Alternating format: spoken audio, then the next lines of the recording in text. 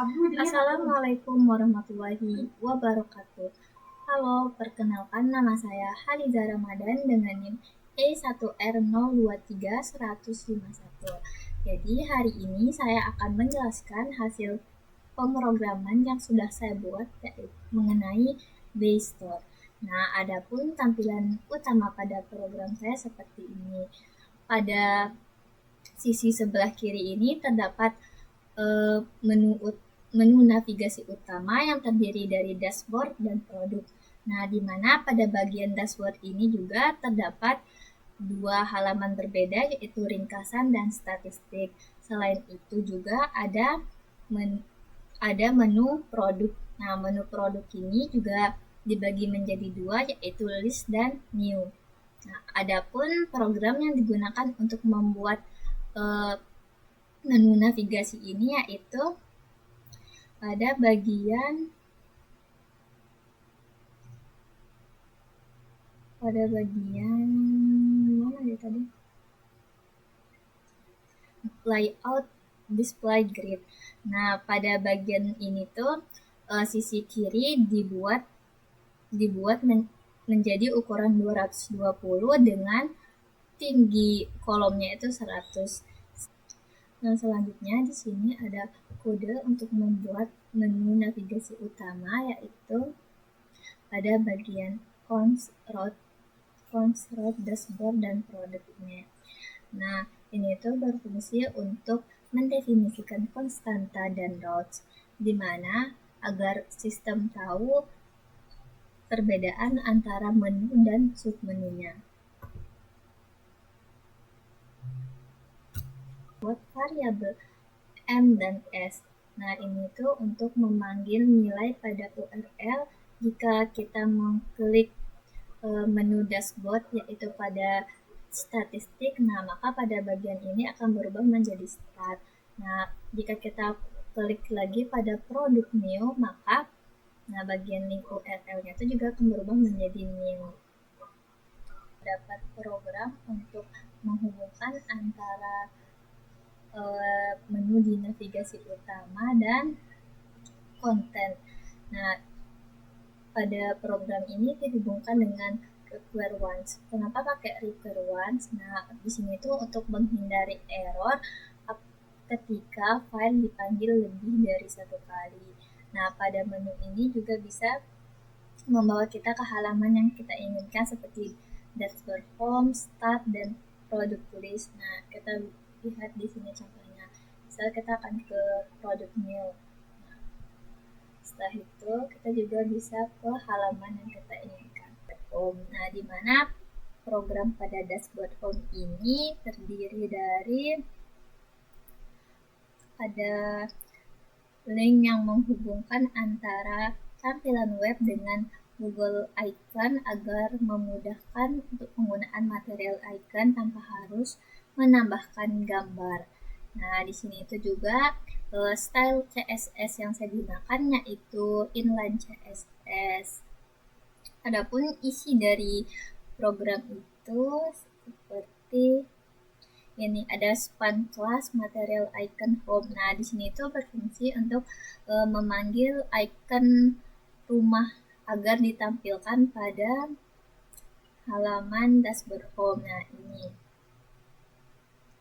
Selain itu ada juga program seperti untuk paragraf, kelas, yaitu selamat datang, dan lain sebagainya. Nah, B ini untuk menebalkan kalimat. Selain itu juga ada LI atau list item. Nah, dimana ini tuh berfungsi untuk list yang akan ada pada panduan singkat seperti produk list, keranjang, dan checkout, dashboard home. Selanjutnya di sini ada menu navigasi yaitu statistik. Nah, di mana statistik ini berfungsi sebagai rekapan hasil penjualan harian. Nah, di sini itu juga terdapat tabel dari transaksi harian, terus ada jumlah transaksinya, selain itu juga ada total penjualannya. Nah, Di sini juga ada kolom atau kotak berisi total transaksi yang tadi, terus total penjualannya sama rata-ratanya. Nah, yang ini tadi tuh dijumlahkan semua jadi yang ini. Selain itu, di sini juga ada grafik penjualan per harinya itu, di mana tanggalnya ini kita asumsikan sebagai sumbu X dan angka yang di sini itu yang 350, 300 itu sebagai sumbu Y. Nah, pada tampilan di navigasi statistik ini dibuat menggunakan program yang bermacam-macam, yaitu ada HTML, ada CSS, dan juga ada JSON dan JavaScript-nya. Nah, pada program ini itu menyimpan data penjualan dalam bentuk array, yaitu tanggal, terus transaksi, dan juga total penjualan yang akan dibuat dalam bentuk tabel. Nah, setelah itu nanti programnya ini juga akan menghitung total transaksi per hari dan juga total penjualannya. Selain itu, program ini juga akan menghitung rata-rata atau total transaksi, di mana dengan rumusnya itu total penjualan per total transaksi, sehingga nanti akan menghasilkan tampilan yang ada di sebelah sini dan di bawah ini. Nah, di sini juga di sini digunakan juga seperti tadi inline CSS. Nah, selain itu di sini adalah program yang digunakan untuk menghubungkan JavaScript ke data PHP, di mana data yang dihubungkannya itu array yang tadi, yaitu tanggal, transaksi, dan juga total. Nah, di sini itu dia akan dihubungkan untuk membuat grafik JSON dalam bentuk diagram batang, sehingga tampilannya itu akan menjadi seperti ini nanti. Nah, jadi program yang ada di sini itu digunakan untuk menampilkan data penjualan harian dari PHP ke dalam bentuk diagram atau grafik. Nah, agar bentuknya itu lebih responsif. Selain itu juga di sini ada footer. Nah, di mana footer ini memberitahu bahwa data ini otomatis diperbaharui setiap hari pukul 11 malam. Nah, selanjutnya itu kita akan beralih ke menu, yaitu produk list. Nah, di produk list ini kita bisa melihat ada daftar produk, nah seperti gambar, nama, harga, dan jumlah stoknya. Nah, selain itu di sini juga ada tombol edit dan hapus. Selain itu kita juga bisa menambahkan produk baru, misalnya meja belajar, harga 80.000, terus jumlah stok 10. Nah, kita bisa masukin juga di sini gambarnya. Kita pilih gambar meja.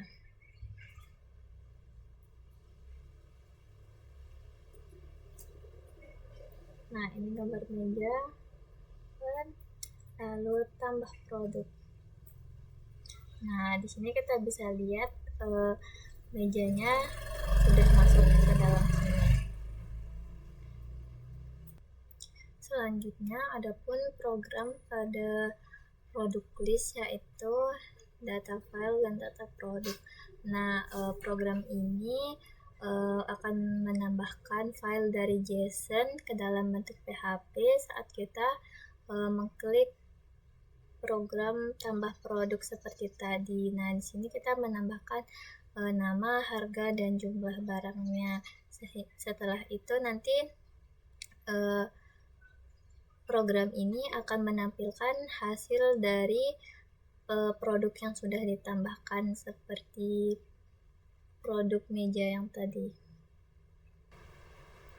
Di sini ada namanya pada program hapus produk. Nah, di sini ada post hapus. Nah, post hapus ini akan mengarahkan sistem ketika pengguna akan menghapus produk berdasarkan ID yang akan diberikan. Nah, selain itu di sini juga ada unset. Nah, unset ini untuk memverifikasi apakah benar data itu akan dihapus. Nah, selain itu ada array value. Nah, array value ini digunakan untuk merapikan indeks agar tidak ada celah dari konsistensi data. Nah, selain itu juga ada file path contents, di mana